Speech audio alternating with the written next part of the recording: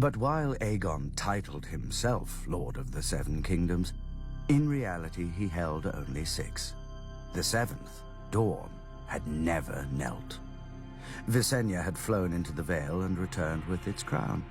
Mimicking her sister, Rhaenys had flown over the enemy force holding the passes into Dorne and landed in the castle of its ruling lady, Princess Meria of House Martell.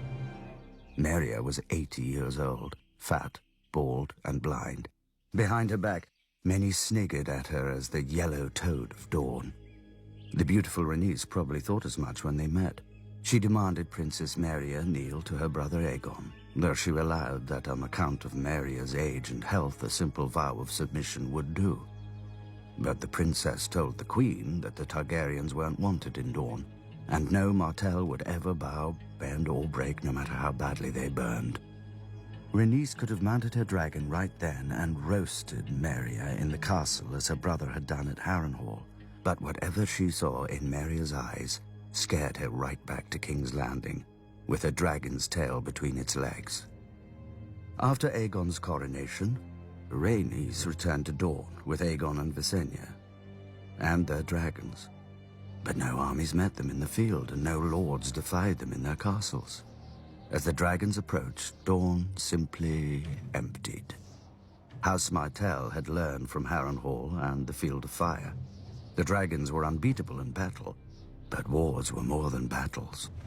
Unopposed, Aegon claimed Dorne for his own, but as soon as he returned to King's Landing, his castellans were hurled off towers, and his royal garrison vanished in the desert, never to be seen again. Except perhaps when the winds change and the sands cough up old bones and armor. Rhaenys returned on Meraxes, intent on revenging herself against Meria Martell, but Dorne was no longer empty. The Dornish kept Meria's promise and fought even while burning under dragon flame. And they won. One day a bolt pierced the eye of Meraxes and knocked the dragon out of the sky. House Martell remained unbroken, unlike the unfortunate Rhaenys. In their wrath, Aegon and Visenya set flame to every castle and city but Sunspear, trying to turn the people against House Martell. But the Dornish stayed loyal, and when Aegon returned to King's Landing, he found assassins waiting for him in the streets of his own capital. If not for Visenya, the conqueror would not have enjoyed his conquest for very long. From then on, the king and his family would be guarded by the 7 greatest knights in the realm, the King's Guard. When Meria died in her sleep, her weak and tired son sued for peace. But old Meria had exhausted Aegon as well, and he granted the request.